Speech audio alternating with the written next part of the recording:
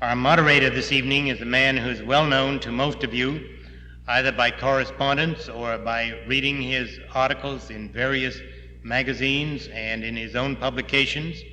He is one of the outstanding authorities on the subjects on which he writes. He's one of the most dedicated and careful researchers that we have. He is one of the most courageous people we have working on our side, and we are always delighted to have with us Frank Capell.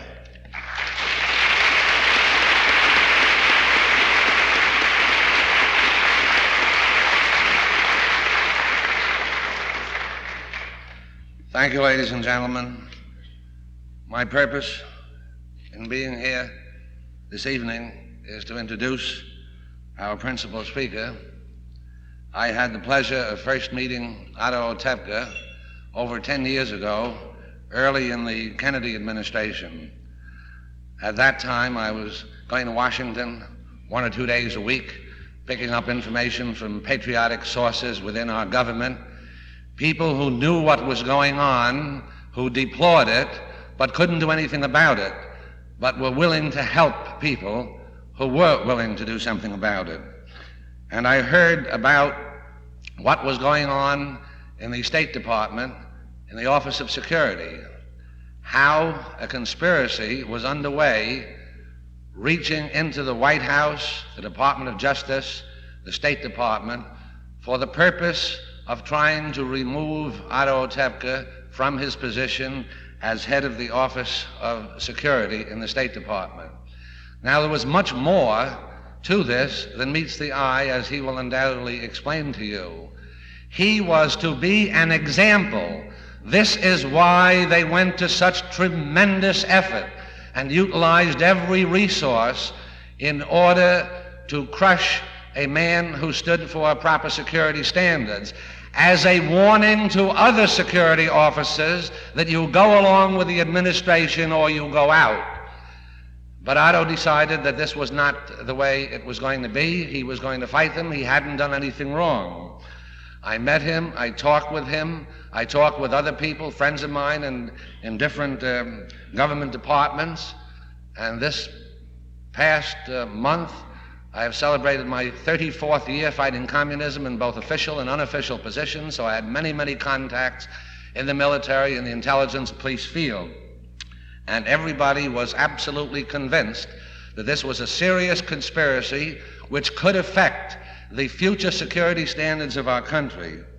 And so I gathered material together. I had heard about Scott McCloud's list of 858 security risks, and so I gathered information from people who knew the facts, and I wrote a book called Treason is the Reason, no longer in print, and I outlined the names of the people and so forth. Later on, during the Senate Internal Security Committees, it came out that these facts, which Otto Otepka had testified to, first denied, were found out to be true. Later, I updated this security information into 2 books, The Untouchables, Book 1 and Untouchables, Book 2, and I have some of them here.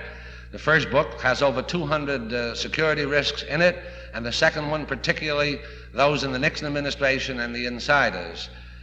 Now, there can be no doubt whatsoever that the administration knows about these people.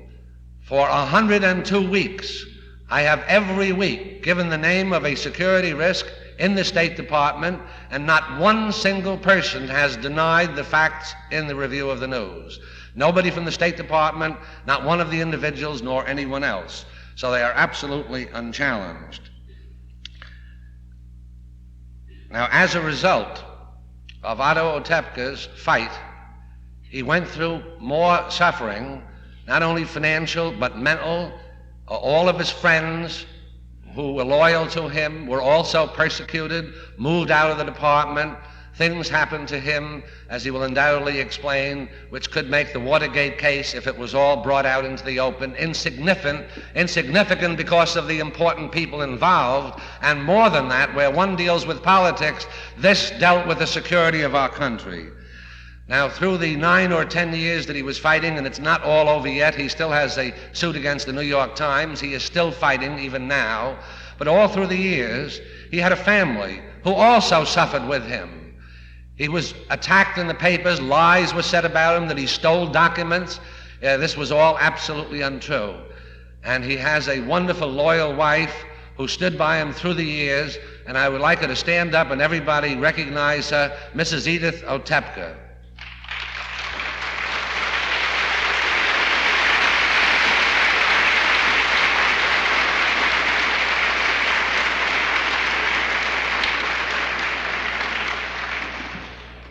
Now, they removed Otto from his important work, and in an effort to humiliate him and perhaps cause him to be so embarrassed that he might resign, which he didn't do, he fought back instead, they placed him in a little office with a plain desk, no secretary. This is a man who had 40 or 50 people working for him, perhaps many more, but at least in his own area of the office, he had people out of the country working for him. But they gave him this little tiny room with a desk and a chair just to sit there all day and do nothing except read the Congressional Record. And we saw this, and we said something has got to be done about it. So I got in touch with some of my friends in California, and we had what was called a Coast Cities Forum. We put on anti-communist programs, and I spoke to Otto and said, would you like to go out and talk to the people? He says, well, I can't talk to them. They won't let me say anything, and I need permission from Dean Rusk even to appear. So we didn't know whether they would like Coast Cities program. It sounded like it might be a Birch Front or something. So we got the Knights of Columbus to sponsor it, and we figured the Kennedy administration wouldn't want to lose all those Catholic votes. So Dean Rusk said, yes, you can go. And we were at the Statler Hilton Hotel in Los Angeles, and we had 1,300 people there. And Otto spoke, and he thanked them for the great honor that they were bestowing upon him. He said, unfortunately, I am unable to say to you the things that I would like to say because my case is pending. They thanked him. He got a round of applause. He sat down, and then I got up and said, there's nobody stops me from talking. And I started calling off the names of the subversives in the State Department and the security risks right up to the highest level.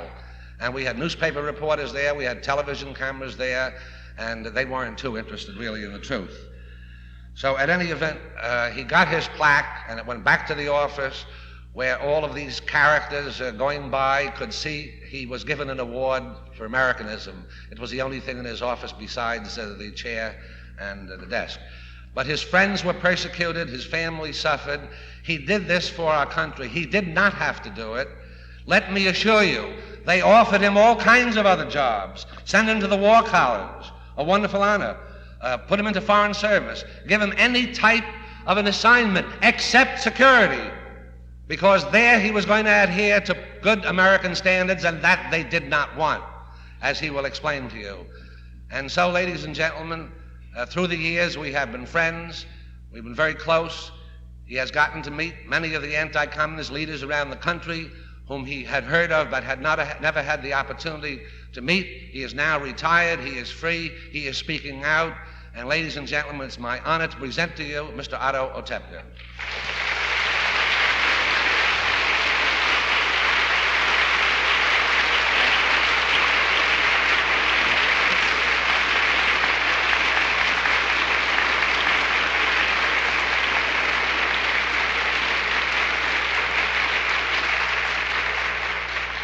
Thank you, Frank, for those very flattering remarks with respect to my ordeal in the State Department. And I would like to offer a brief comment about, particularly about your reference to my suffering and humiliation.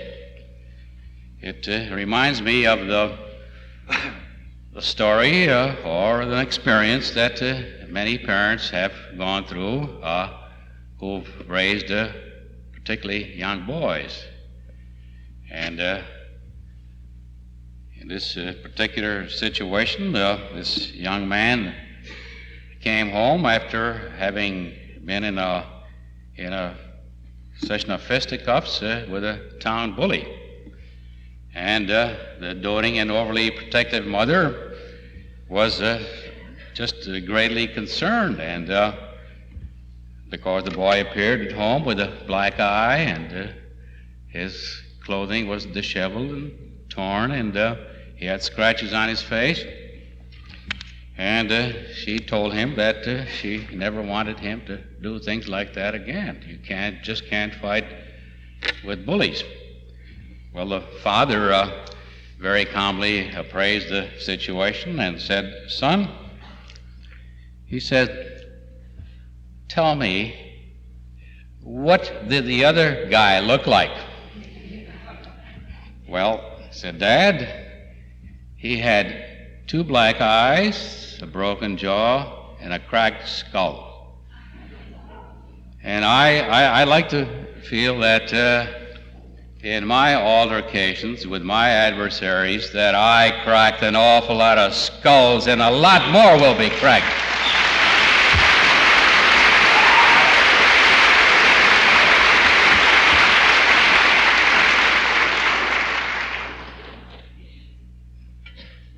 This is my first appearance on the platform of the New England Rally for God, Family, and Country. I was here 5 years ago, and on that occasion I happened to be tailed by footpads hired by a gentleman who I understand is a freelance reporter in this town, by the name of Gordon Hall,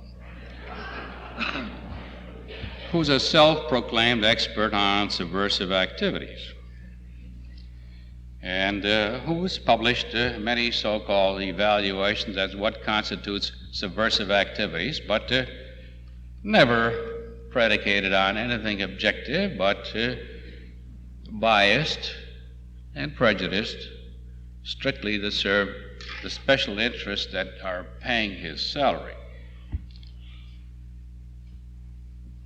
The 2 gentlemen who were here 5 years ago, they shadowed me all over this hotel in the hope of contriving some incident with which Mr. Hall could ingratiate himself with my detractors in Washington, D.C. Like some of his colleagues in the American press, it is apparently very profitable for Mr. Hall to make his living, at least in part, resorting to double standards, to innuendos and falsehoods. Before my visit, I had frustrated the Kennedy gang in the State Department for 5 years, beginning in 1963, by resisting all of its schemes to remove me from the State Department, where I served as Chief Security Evaluator. Now, obviously, Mr. Hall's gumshoes failed to produce any provocation because less than 1 year later, the big guns of the Kennedy administration and its propaganda machine in the State Department enlisted the aid of the New York Times to retrace the course of my actions in Boston in 1968 during this rally. The man assigned to me was the ace reporter, one of the ace reporters of the Times, named Neil Sheehan. He was given the job of destroying Otepka by the tactic of guilt by association, a method that has been found so detestable by the Times and its partner, the Washington Post, and particularly at a time when Senator Joseph McCarthy accused the State Department of harboring communists. Well, I was here in 1968 as a member of the audience. I paid my way here, and I was here as a competent professional observer, and there was absolutely no justification, moral, legal, or otherwise, for this abhorrent practice on the part of the media, represented through Mr. Hall and Neil Sheehan of the New York Times, and of course, in turn representing the entire liberal establishment. In fulfilling his 1969 assignment, Mr. Sheen wrote a very lengthy article about me, purporting to show that my capacity to survive was predicated on my support from the John Birch Society. And my visit to this rally was one of the focal points of his article. Senator Kennedy, this is Edward Kennedy, relied on the New York Times stories about me in seeking to prevent my confirmation by the Senate to the Subversive Activities Control Board. And he was joined in this effort by Senator Joseph Tidings, Maryland, the state where I vote. Despite the Kennedy game plan, the full Senate confirmed me by a substantial margin, and I was able to continue in my profession without interruption until June 1972, when I retired on my own request and volition after completing 36 years of government service. And let me emphasize here that I would not, and I hope there are some gentlemen of the press here to hear this, I doubt it, that I would not have obtained Senate confirmation had I ever been fired from a government job like they alleged. That allegation has been made consistently by irresponsible writers and members of the press, editorial writers, staff reporters, and the prestigious commentators in the mass media like Walter Cronkite and David Brinkley.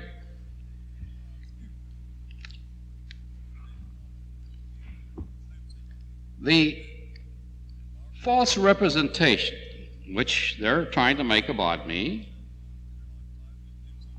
is to try to convince the American people, the average reader of the daily newspaper, that I'm a person who doesn't deserve the support of any American because I was guilty of wrongdoing which justified my separation. I have never been separated, fired, suspended, or removed from any position in the federal government. They tried, yes, they tried, and how they tried. Like Mr. Capell mentioned, by intimidation, harassment, and yes, even executive clemency. I was asked to accept government positions, including ambassadorships, if I would simply desist in my testimony, in my sworn obligation to appear before Senate committees and tell the truth.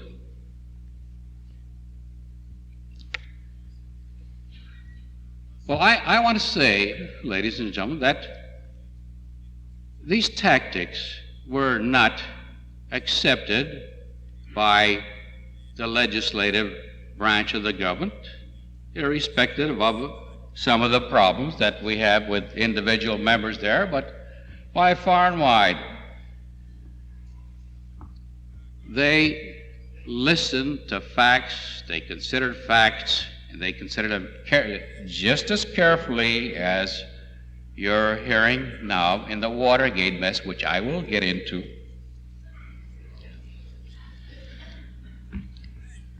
And they confirmed me. And this happened principally because there are in both houses of Congress and in the Senate particularly, which confirmed me, there are honest and energetic senators who have decent and responsible staff assistants who will and have listened to the truth.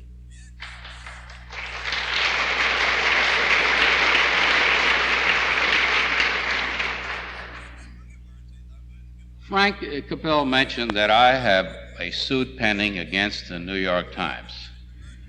I will not be remiss here in getting into substantive details of what I intend to establish in that suit. But just a few weeks ago, I had the satisfaction in a federal court in Baltimore of witnessing a ruling by Judge Roselle Thompson, which affirmed my belief that the American system of justice is fair if a complainant has the courage, the patience, and the stamina to fight and survive political onslaughts.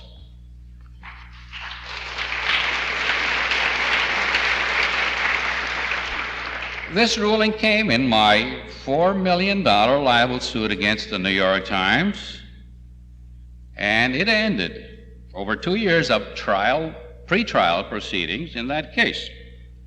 I instituted the suit on the ground that the Times had made false accusations against me that were detrimental to my character and performance as a public official.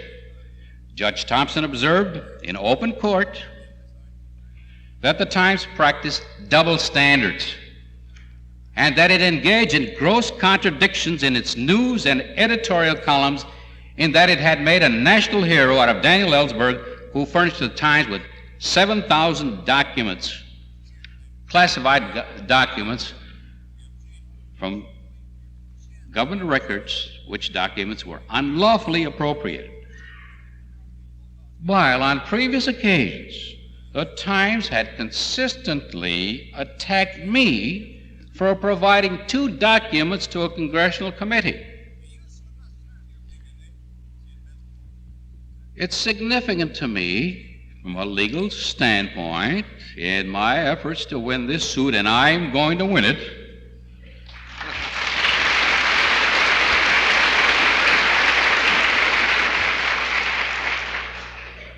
that the judge commented during these open pretrial arguments that I had never been fired for any offense by the federal government, and that my demotion by the State Department was predicated only on the charge that I violated a presidential directive when I furnished 2 papers to Congress. That presidential directive did not provide any penalty, and my action, unlike Mr. Ellsberg's, did not involve a criminal offense. But my responsibility as a government employee who remained true to his oath of office, the obligation he swore during that oath of office, that he would faithfully support the Constitution of the United States and all laws of the United States. And I fulfilled that obligation when I told the truth before Congress when I was requested to appear there.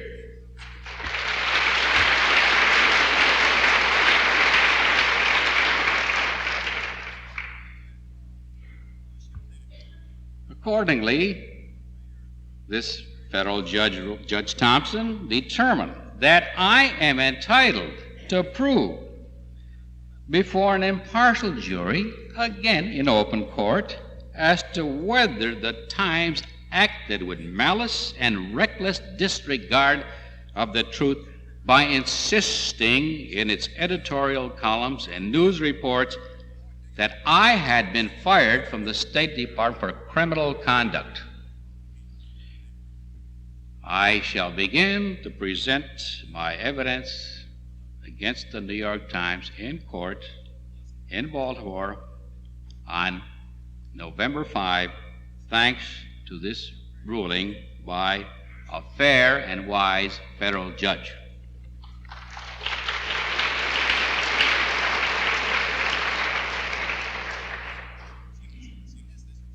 I want to go back a minute to this gentleman I mentioned earlier, Neil Sheehan, my post-appearance shadow here in Boston, 1968. Neil Sheehan, in case some of you are not familiar with his background, is the New York Times reporter who received the Pentagon Papers from Daniel Ellsberg. which Mr. Ellsberg unlawfully appropriated, and he was so charged. Mr. Ellsberg is a former State Department official, just like I am, who got preferential treatment from the New York Times. For whatever reasons the New York Times has in mind, and I can assure you those reasons are going to come out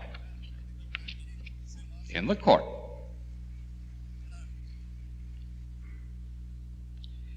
If guilt by association was an acceptable method of damning my critics, which it is not, I would have to remind Mr. Sheen that he and Tim Wheeler of the Communist Daily World were the only news reporters who remained to question me following the public hearing that I had before the Senate Judiciary Committee on my nomination to the Subversive Activities Control Board in 1969.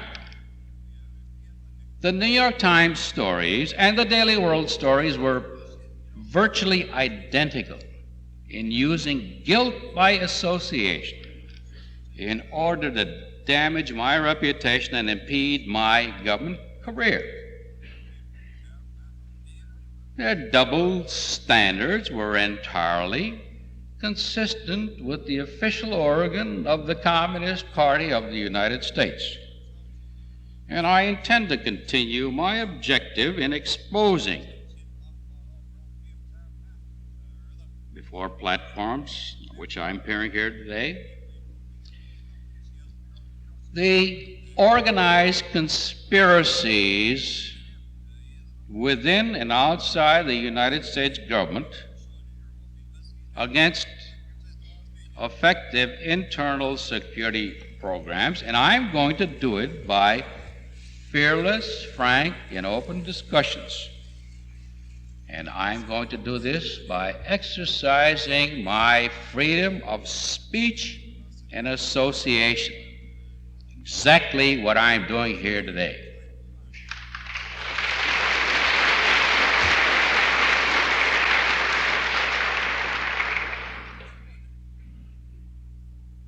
The Watergate mess,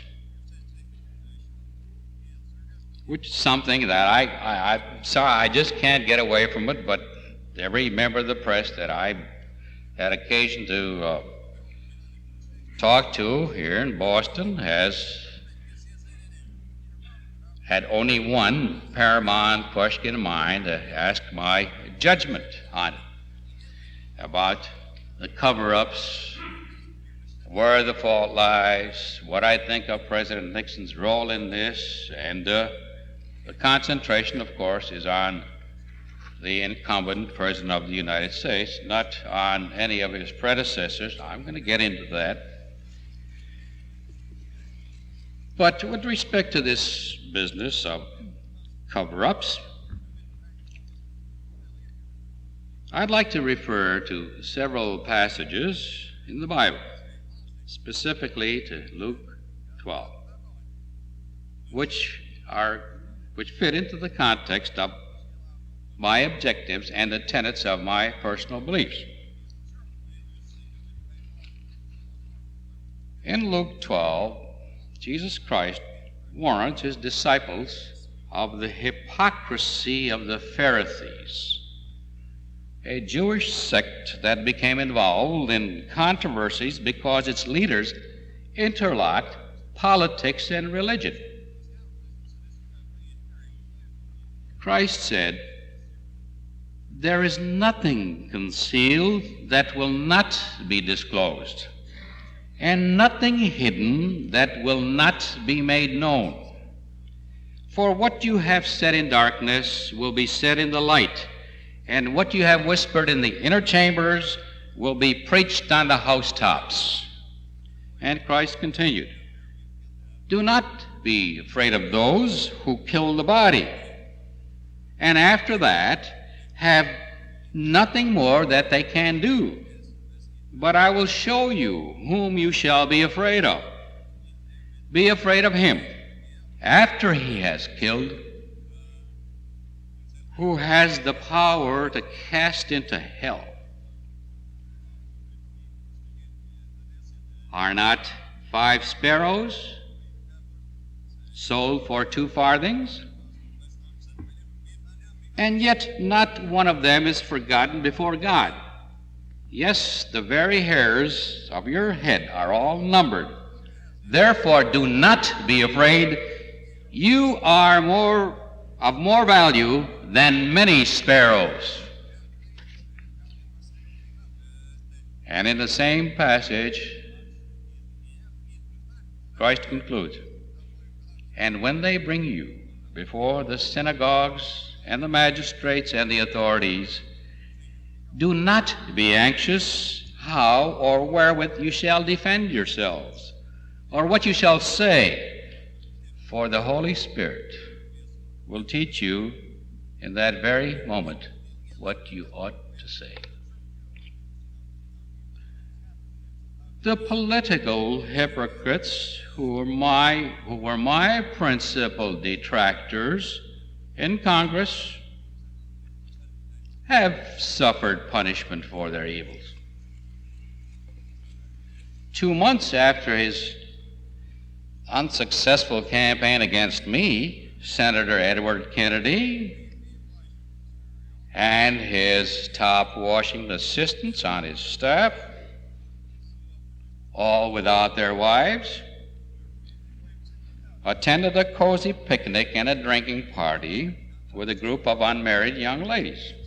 Well, you know the story. This famous episode at Chappaquiddick ended in tragedy for him when he drove his car off a bridge, resulting in the death of a young lady, his companion.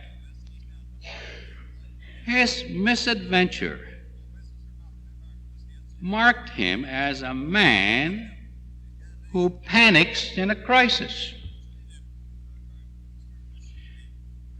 And how he escaped with his own life remains a mystery, locked in a Massachusetts court of inquest whose proceedings were heretofore always public.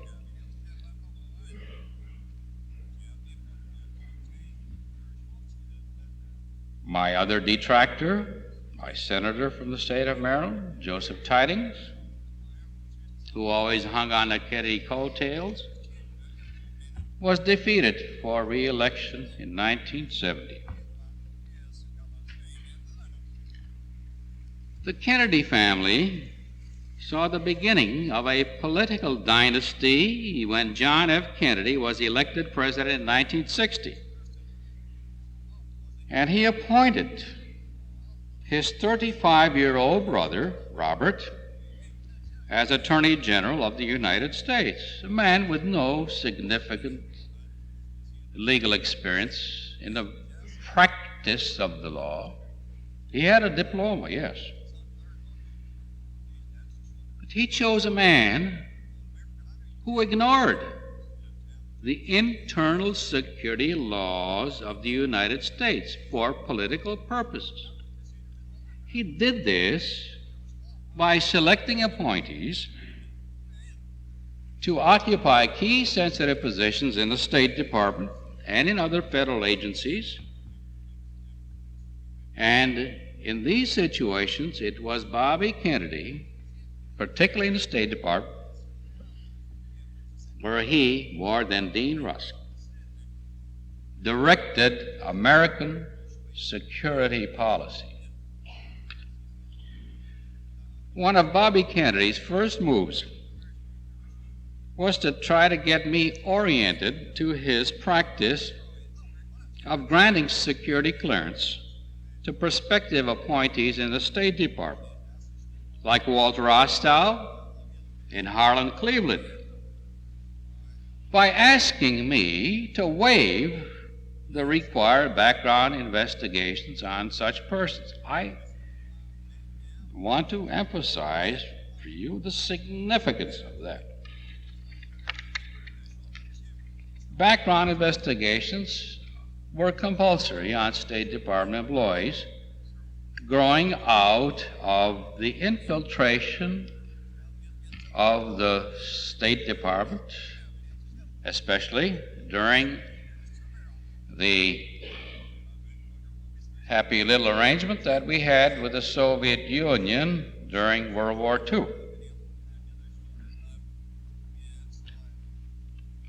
There were internal security committees in the executive branch and in the Congress which found it imperative that before any person could occupy a position in the State Department where he influenced foreign policy, he had to be thoroughly investigated.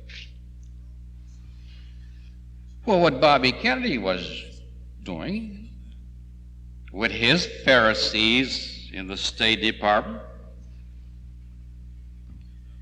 was to try to place my legal and moral obligations to my oath of office above loyalty to the institution, to the Kennedy institution, which now employed me.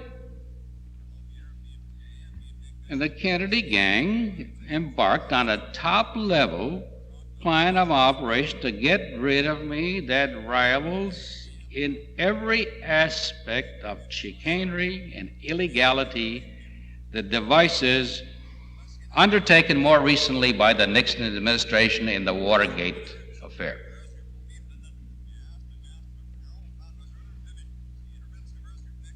With the highest approval, and I mean that, with the highest approval in the chain of command, which extended over into the Justice Department and Bobby Kennedy, the plumbers of the Kennedy team in the State Department tapped my telephone, burglarized my office, drilled my safe, and committed perjury before Congress in trying to cover up their operations.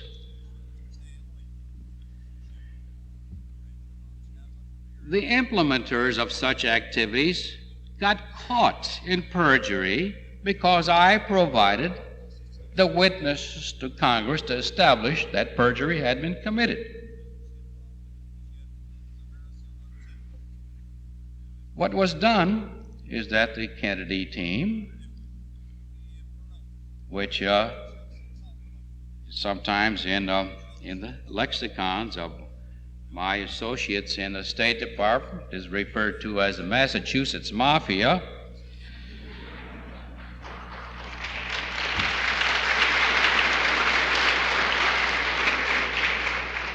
they were all from Massachusetts.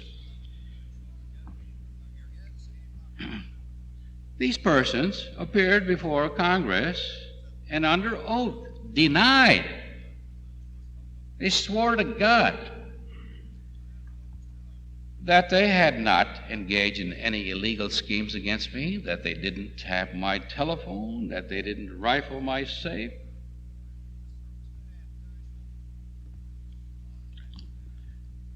Well, then later, the State Department, in reprisal against me for establishing that they had, in fact, lied,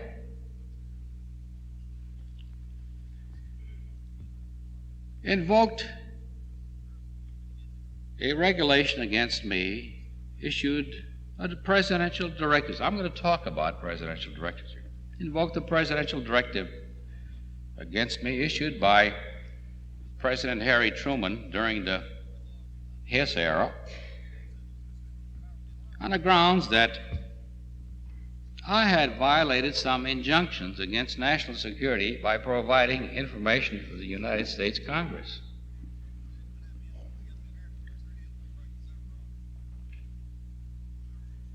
The American press, and I don't want to make a sweeping indictment. I'm talking about the prestigious American press, particularly on the Eastern Seaboard, never mentions the fact that it was my duty to testify before Congress, that members of the Congress were not unauthorized persons, that when I was requested to testify, I had to obey the summons. When I took an oath to tell the truth, that meant I had to tell the truth. But they keep saying with appropriate omissions to give effect to their campaign to destroy my credibility, that Otto Otepka was fired from the State Department for leaking classified information to unauthorized persons, leaving to the unwary public the conjecture that the unauthorized persons who are not identified might be enemies of the United States. All of this took place in 1963. And although the full facts have appeared in 1,250,000 words of published records of Congress, the influential molders of public opinion in the television, in the press, and the radio make no mention of the same kind of wrongdoing that was committed by the Kennedy administration.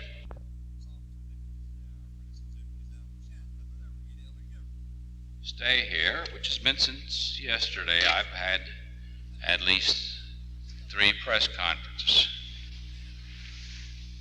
And I've emphasized to my interrogators the necessity of giving equal coverage to the wrongdoing of the Kennedy administration on situations that are exactly parallel. But they look at me in some dumbfounded, unbelieving sort of the way, giving me the impression that I am trampling on the prerogatives of some deity in Massachusetts that has special privileges and immunities.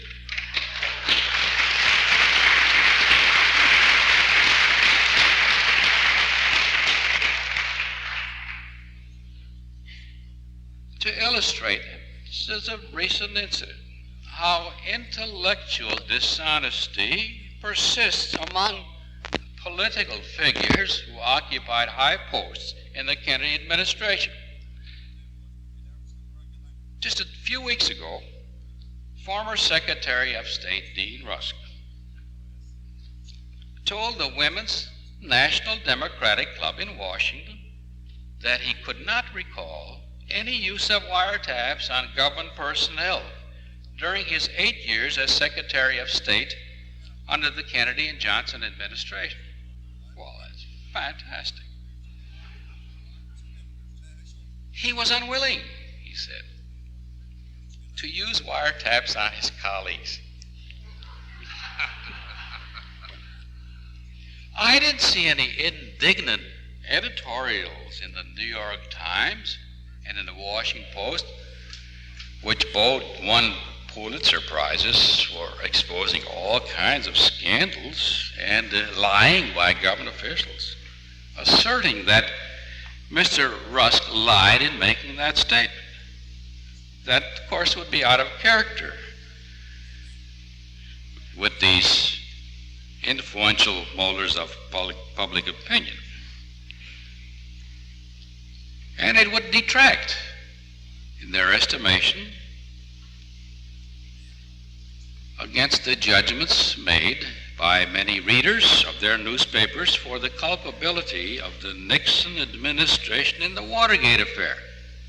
And let me emphasize here that I deplore what's been done by the Nixon administration. I'm going to get into some aspects of that. But what is astounding and appalling to me, now here is a professor of international law at the University of Georgia telling a remarkable falsehood to a vast audience which attracts no attention in the press. Now I wonder just what kind of ethics, moral and legal ethics, this professor of law is teaching to his students at the University of Georgia. I presume he has to teach legal ethics.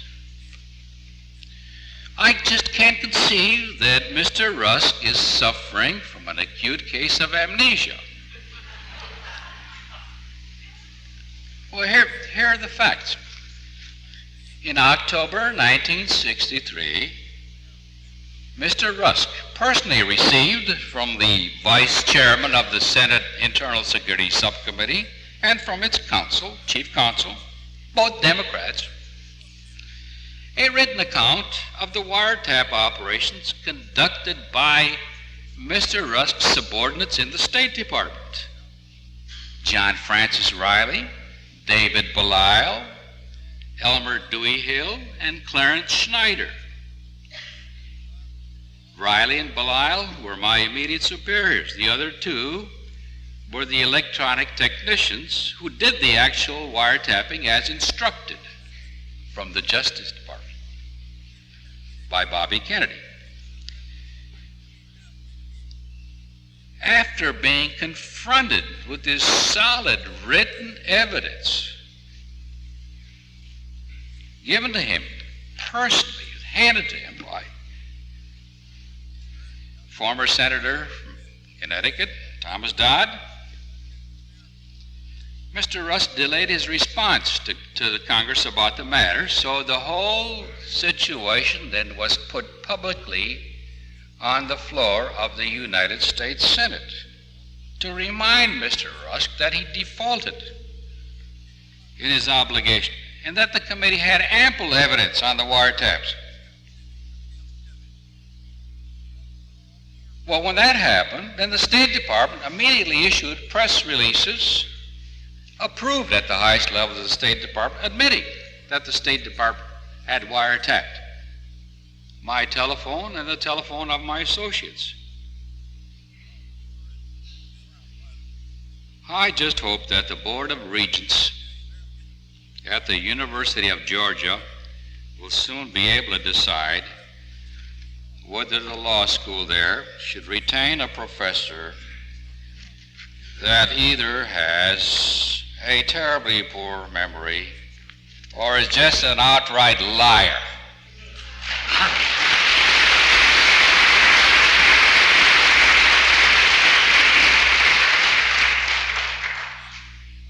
I want to give you a few details about some of the elementals about wiretapping in the government service.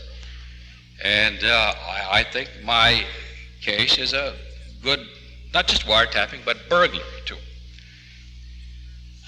The tactics against me are good examples. What was done was that an electronic technician would, on the instruction of the highest level, I have to keep emphasizing that, altered the wiring in my office telephone. He repositioned the wires so that the telephone, all of my telephone conversations would be intercepted at a remote source while I was using the telephone. Also, and this is where you better worry about Big Brother being here, the telephone instrument served as an open microphone to pick up all of the conversations in my office while the receiver was in the cradle.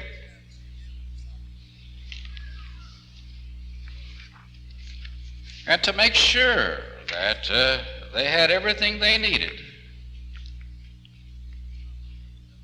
in order to create some provocation against me, the electronic technicians installed a microphone in the wall of my office that might pick up conversations that might be unintelligible over the bugged telephone.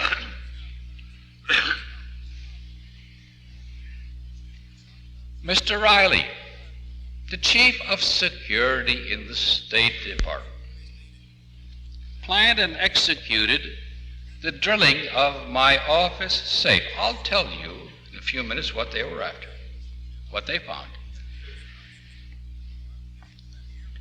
They did this by drilling a hole in the dial, above the dial, with a high-powered drill and inserting a pharyngoscope, which is a long, thin medical instrument with a mirror on it. You insert that through the hole and spin the dial. The mirror reflects the fall of the tumblers inside the safe. They have the combination. Just like the Watergate burglars, Mr. Riley had to be present on the scene of the crime. He was watching in the hall for any interlopers while all this drilling was going on. Man who was paid $32,000 a year. The same team also ransacked my desk. Went through all of my papers. They were caught, exposed by eyewitnesses. Then they offered the excuse that the only reason they were in my office because they thought they saw a charwoman going in there.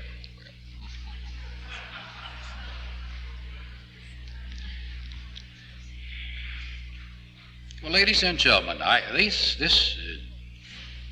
this kind of illegal scheming, invasion of privacy, violation of the provisions of law, the Federal Communications Act, intercepting telephone conversations, was presented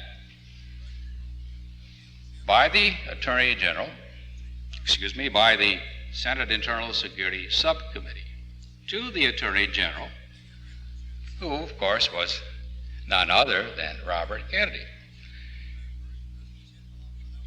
The recommendations were that the men who engaged in this activity had committed perjury by denying that it was done, and they should be indicted and criminally prosecuted. Well, Bobby Kennedy wasn't going to prosecute for any reason the individuals who he instructed to engage in these activities. And by some strange coincidence, neither was the Solicitor General of the United States, who had the responsibility for preparing the case. The Solicitor General of the United States at that time who got this evidence was Archibald Cox.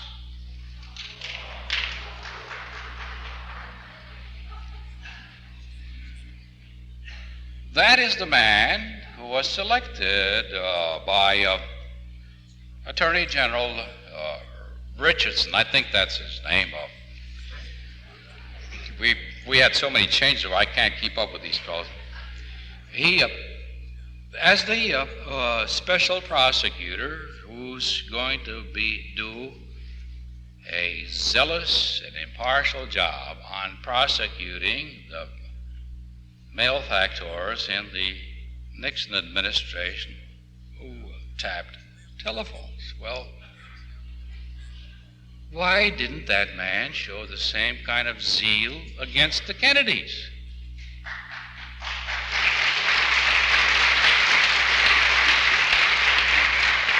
I don't believe for a minute that he can show any impartiality. The whole Kennedy clan, what's left of him, was present at his swearing-in ceremony in the Justice Department.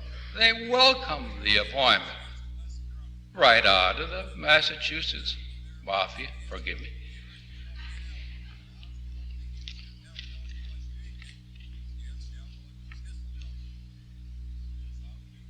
The Kennedy administration became disturbed with Otto Otepka for other reasons than just exposing wiretaps and burglary. That administration engineered over 150 appointments to key sensitive positions of individuals who had not been given background investigation.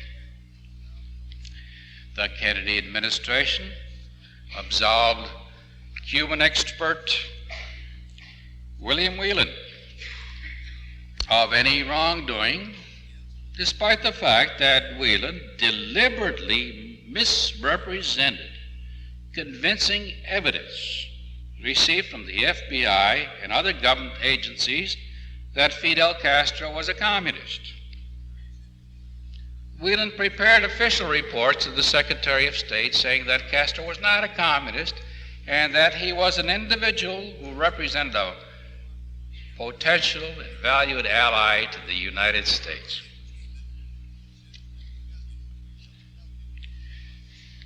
During the Eisenhower-Nixon administration, when all this happened,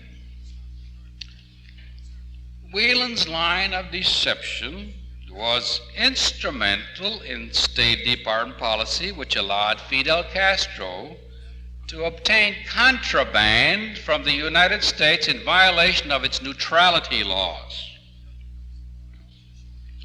In 1959, Castro visited Washington. I had the job of protecting him and his chicken pluckers.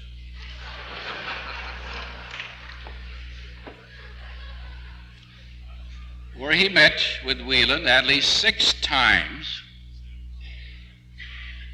but yet months later, Whelan was to tell me and swear under oath that he saw him only once. Cover-up. It was a cover-up. The State Department refused to do anything about Whelan's lies. Both the Nixon administration and the Kennedy administration, which inherited Whelan. And the remarkable thing there, the remarkable incident of that connection. When Castro was in Washington, he met with Vice President Nixon. And Nixon wrote a memorandum, classified, which I saw, saying that Castro was a communist and that the State Department had ignored his and J. Edgar Hoover's objections to the State Department policy, which Nixon and Hoover said was pursuing a dangerously soft line with Castro. Well, as you all know, Nixon entertained the kingpin of the worldwide communist movement in Washington just a short time ago. I wonder, and all of us should wonder, whether or not there Nixon is pursuing a dangerously soft line on communism.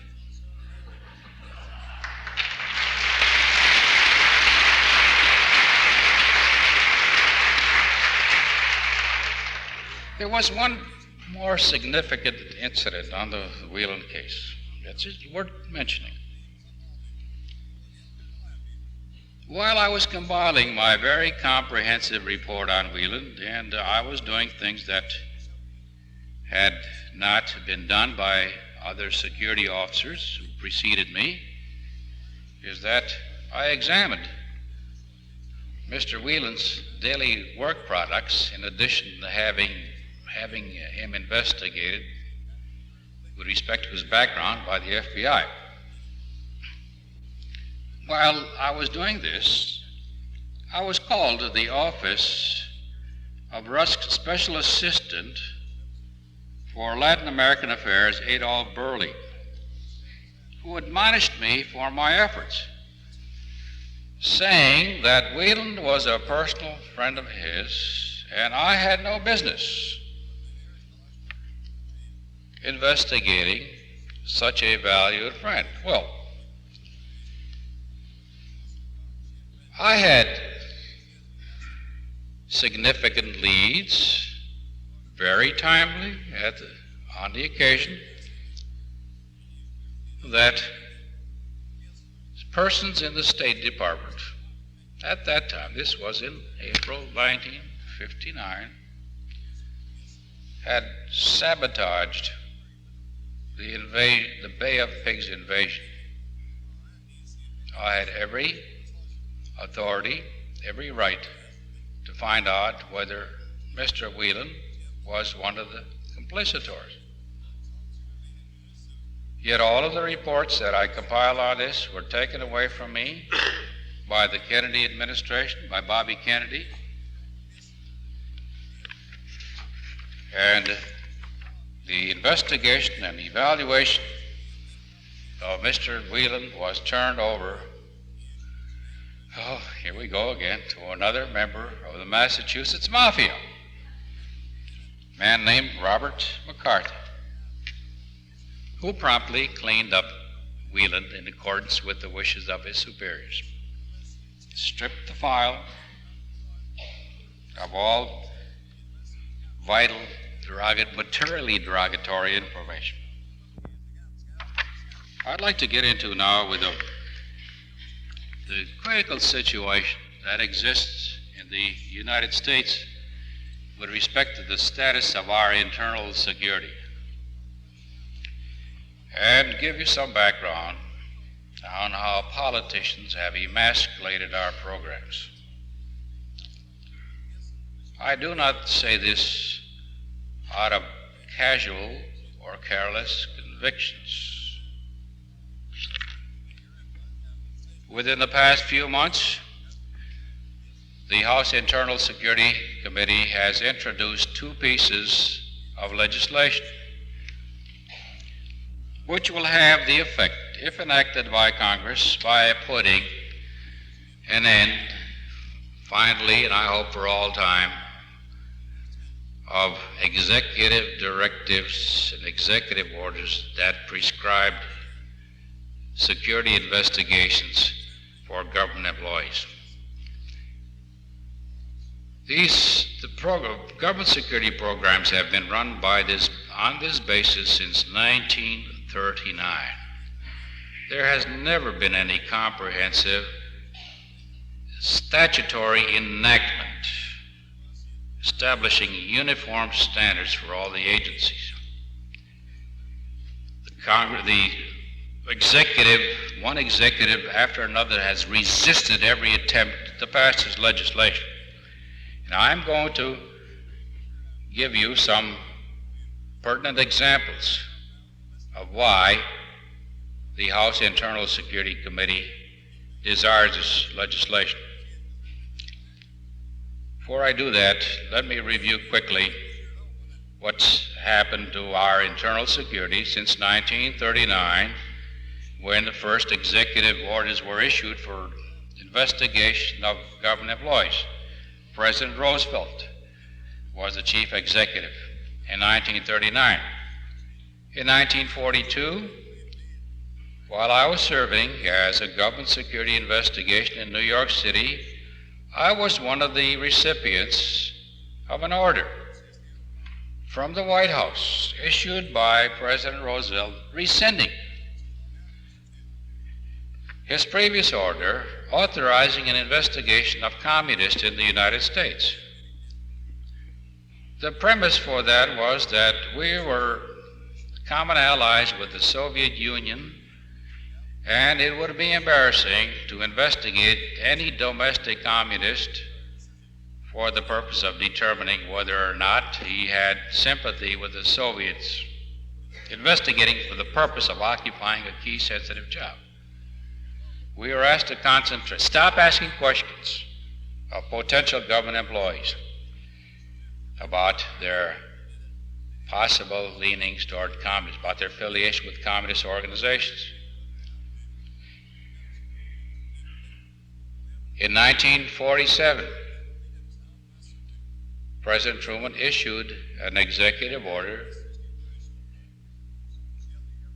once again establishing the need for investigating persons who might be connected with communist organizations. In 1948, President Truman issued an executive directive saying that no government employee could furnish any information to Congress about his knowledge of communist activities in the United States government, thereby foreclosing any right of Congress under the executive privilege doctrine of finding out what was going on in the executive branch. In 1953, President Eisenhower issued an executive order expanding what Truman had done, embracing every government agency within the purview of that order, and requiring a full background investigation for every sensitive position in the government.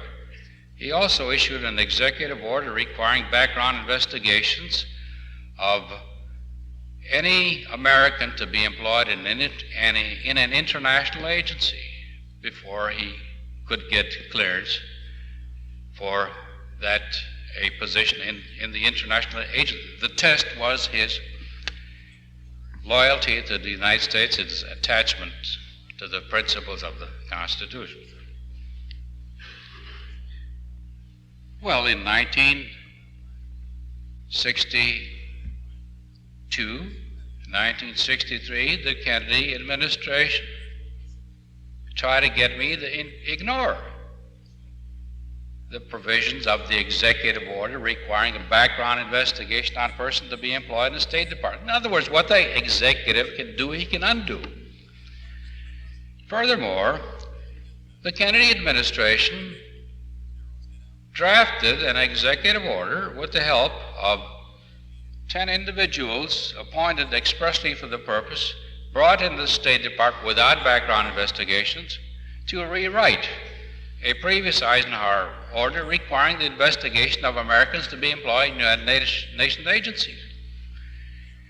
This team of experts, alleged experts, appointed, brought into the State Department by Council on Foreign Relations kingpin, Harlan Cleveland, had one purpose in mind: to make it easy for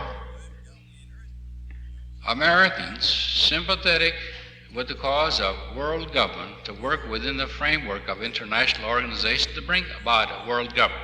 Now, they couldn't get in there if they were properly investigated, so the solution was to do away with the investigations. 8 of the 10 individuals brought into the State Department by Harlan Cleveland for the purpose of emasculating that security program were members of the Council on Foreign Relations.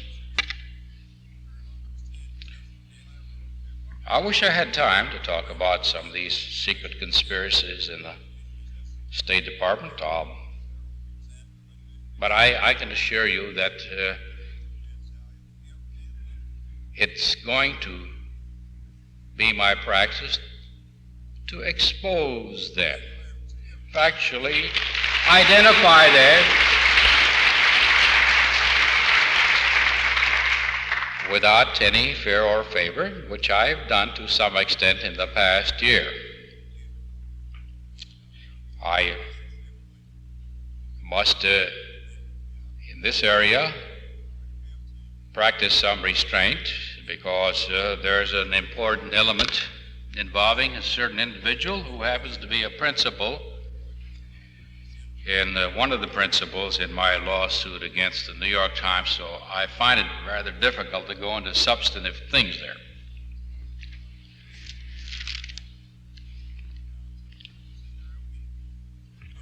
The 2 pieces of legislation which I mentioned are sponsored by Congressman Richard Eichord, Richardson Pryor, and who are the 2 ranking Democrats on the House Internal Security Committee, and by the ranking Republican John Ashbrook.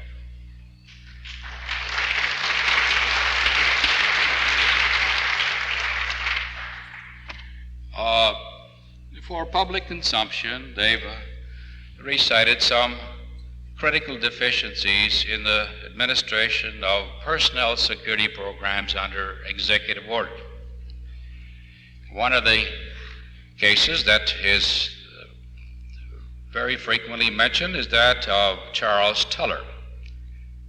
Charles Tuller was brought into the government service after an appropriate background investigation. In this case, there was a background investigation. He was brought into the Justice Department, notwithstanding the fact that the investigation disclosed that Mr. Tuller and his 2 sons, of mature age, were militantly pro-Castro and they made no bones about it in the neighborhood in which they resided and belonged to pro-Castro organizations. Despite this, government officials allowed Mr. Teller to occupy a sensitive position in the Justice Department. He voluntarily left that position, but 1 year later returned to the Commerce Department, where he regained a similar position, a sensitive position, without any further investigation and without management giving any attention to his background. Well, soon after regaining government employment, Mr. Teller and his two sons held up a bank in Arlington, Virginia, high government officially. He's paid in the neighborhood of $26,000 a year. Held up a bank in Arlington, Virginia. In the process, killed the bank cashier and the policeman.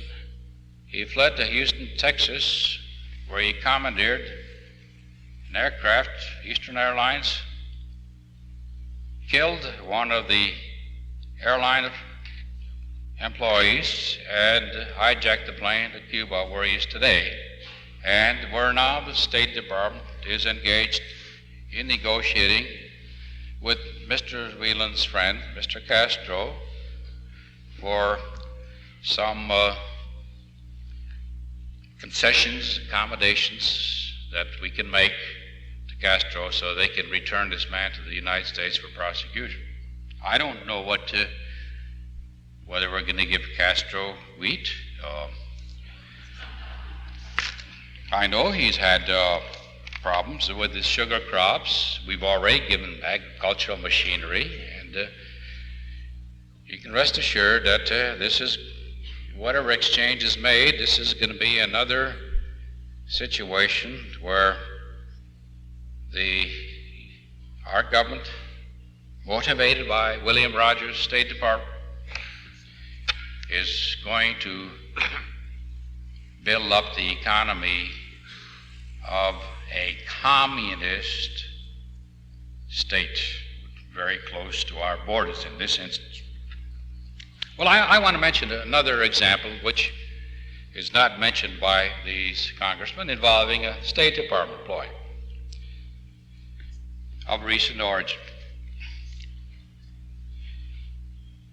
A few months ago, Henry Kissinger,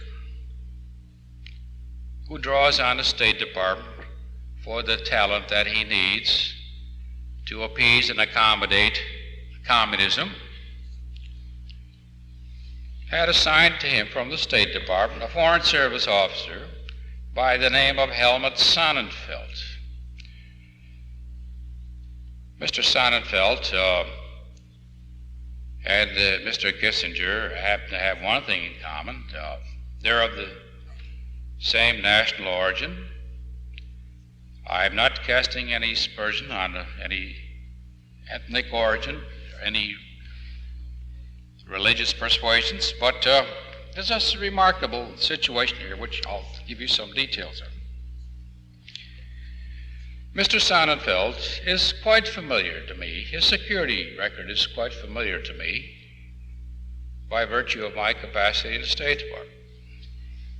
He's the latter-day Daniel Ellsberg. He's the Ellsberg of the Eisenhower-Nixon administration. He has a file that will fill 4 drawers demonstrating that he's been consistently leaking classified information to the members of the press.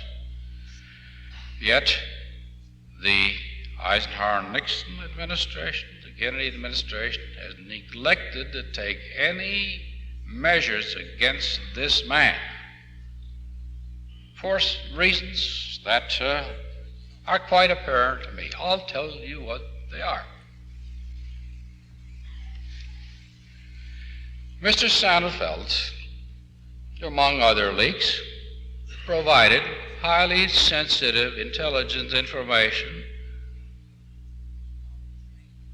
to the Israeli embassy. This was done before eyewitnesses. who took the matter to the FBI. The FBI investigated, confirmed it. They asked the State Department's permission, as is usually necessary in a situation like that where State Department documents are involved, because the documents make the case. But was transmitted. The State Department refused to allow the declassification of those documents for the purpose of prosecution on the ground that disclosure of Mr. Sonderfeld's misconduct would be embarrassing to a foreign country, our relations with another foreign country.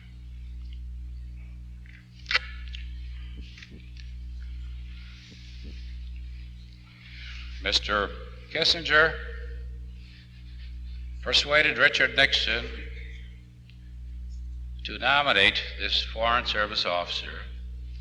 Now, he's not a career Foreign Service officer. He got in under a conversion system. So let me tell you how he happened to get converted into the Foreign Service.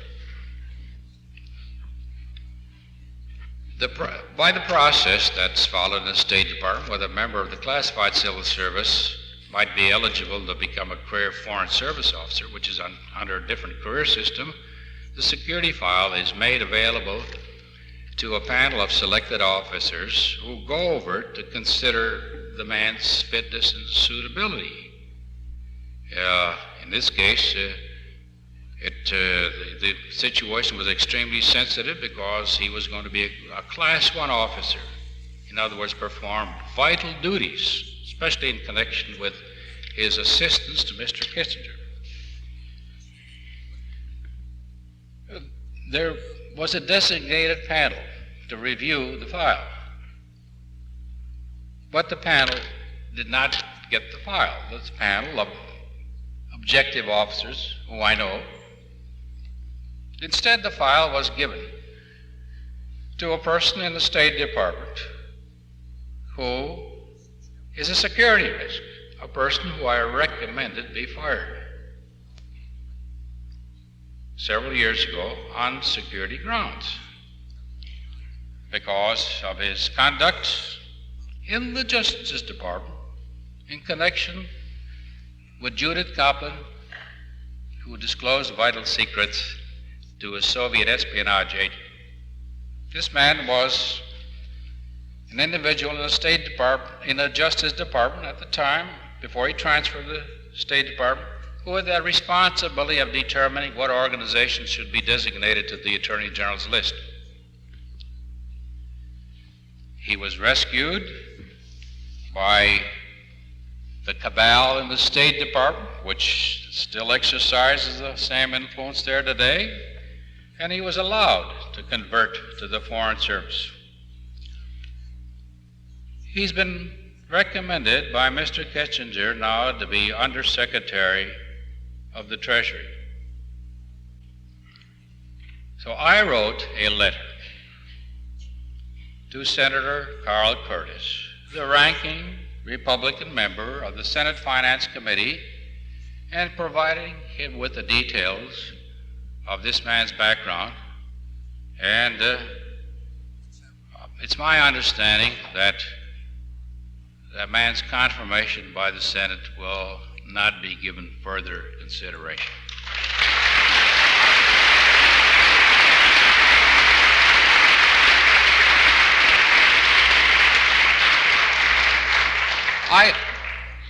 In concluding here, ladies and gentlemen, I want to leave you one thing to ponder. What was in my files that were burglarized and other files that were impounded from me? I was given a mission during the last year of the Eisenhower-Nixon administration to ascertain whether there were any remnants of the his espionage apparatus left in the State Department. I was given the keys to unlock many doors. I compiled a list of suspects predicated on the experiences that we had with the Canadian espionage apparatus with the British espionage apparatus, Canadian, the Guzenko caves, the British, Burgess and McLean, and in the United States with Martin and Mitchell. And working from the background of these individuals, which usually went back to their recruitment while they were studying in academic institutions, I got pretty close to developing information of the key prime suspects who carried on after Mr. Hiss left the State Department. This mission that I was asked to perform was duly authorized at the highest levels. I was never allowed to finish it because of the incursions of the Kennedy team. I'm vitally concerned for the security of my country because now I see time and time again the increase in the United States of the diplomatic personnel who come here to represent Eastern European countries who have been demonstrated, shown by actual testimony and facts by Judge Hoover and even by J. Patrick Gray before he unceremoniously left the Justice Department, that 90% of these diplomats are trained espionage agents. There are over 4,000 of such persons here in the diplomatic status who operate with few, if any, restrictions and inhibitions, unlike those imposed on us by the Soviets. And I predict that there will be uncovered in the State Department the kind of scandals that we've been exposed to during the Alger-Hiss era. I would like to end my remarks by reciting a brief prayer that I mentioned before other audiences, but I find it worthwhile repeating, and it was something that our greatest general, perhaps in the history of our times, maybe outside of George Washington, but General Douglas MacArthur learned when he was a cadet at West Point, and it's this: make us to choose the harder right instead of the easier wrong, and never to be content with a half-truth when the whole can be won. Endow us with a courage that is born of loyalty to all that is noble and worthy, that scorns to compromise with vice and injustice, and knows no fear when truth and right are in jeopardy. Thank you very much.